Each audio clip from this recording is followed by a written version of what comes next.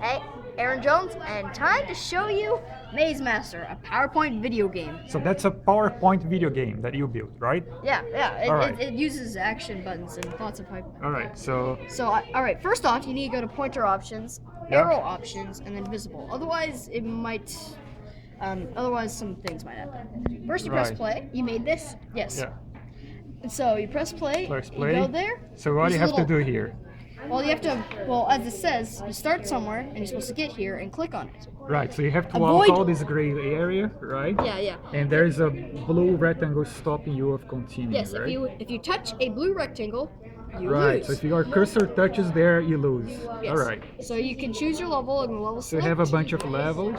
Yes. Right. And so play button, and as you can see, the play button is placed where the green box is. Right. For example, if I go to this level, the play button's all the way down there. Right. So I go here, and these purple switches actually don't just affect the light blue blocks; they affect Right. any color. So you have to Now- find a switch that turns off the wall so you can actually move, right? Yes. So Right.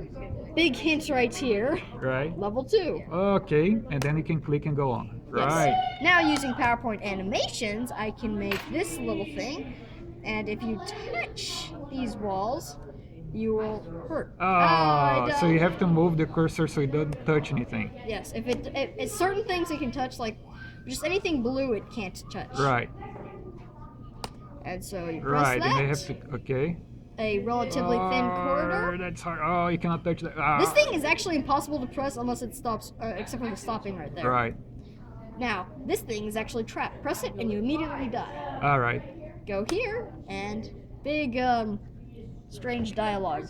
Here it is. Good job. This is actually not using clip art. Everything in here is completely from shapes Right. and So can you PowerPoint. show how you program that? So can you open PowerPoint and well, show how you did it? this next level shows Right. some extra, Okay. extra stuff. So, level 4, Yeah. I've also figured out how to make timed walls, as you can see there. Yeah. And then there's a screw the rules thing that happens. So if during certain things it screws the rules. Yeah. Now I'm gonna show you this last level and then do it. Right. So and there's this this level is the first boss. Yeah. level.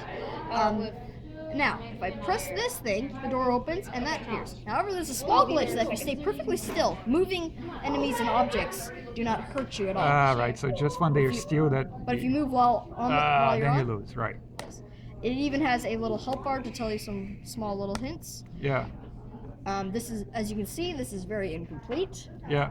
And yeah, that's about it. Okay, now to get to the. How do you program that? Show us. All right. how you First, do we'll it. use this level as it uses many different things. Right. As you can see, I use animations a lot. Now, Right. how So do I there's make? a bunch of animations here. See, right Right. here Where you is little stuff. control what does what. Now you'll right. see some things have this kind of lightning thing. That Yeah. means it has to be. That means you have to press some sort of button to activate them. As you can see, this is the trap from where you I press this see. thing and it Right. just appears. Now, first off, normal animations. As you can see, I have this right here makes it much easier to do stuff. This right here, you got to change almost every single time. So, yes, and using a series of delays and using these, you can do it. However, to make an object move infinitely over Yeah. and over again, you have to double-click one of these things, go to timing, and go to repeat, and choose until end of slide. Right. And how can you tell if the mouse touches something and you die, right? How do you control that? Now, that's just how the animations work. Next Right. part is how the blocks are dangerous. Now, if you go to insert, you can go to action. Hyperlink is okay Right. for some things, but action's better. Action. All right. Right. So if you go to action with the walls, if you just touch them with Right. mouse over, Yeah. it hyperlinks to a one of the slides. I've chosen last slide is where the Where you say, where oh, you it- died. Right. where you says you lose. Right. Okay. Okay. But since there is no option for making an object appear, it's Yeah. a bit more advanced. You have to go to animations, make whatever animation you want to happen, and then you activate trigger on click of, and it allows you to click a certain object to move elements on the screen. Right. And then, of course, throughout this game, as you can see, Yeah. press this play button, it goes to here. Levels button goes to here. And pressing the play button makes it so it goes here. Right. And you press this, and also, as you can see, these walls right here are used for so you don't like just cheat by going by just going around like this. Yep. And that's basically it. And that's Well, basically except for maybe wait, I've got another hint that Yeah. I kind of use. If I go to the forest levels, these trees Right. are single elements. You can do that by selecting multiple elements. And then merging them. And no, you don't actually You large- group them. Yeah, you group them, Right. and then that can be useful for copying little background I images. see. Yeah. And also to create this, I will give you a small little thing right here. First, you gotta click arrow. I'm just gonna do that. Yeah. Whoops. Make an arrow. And let's say you made it like that.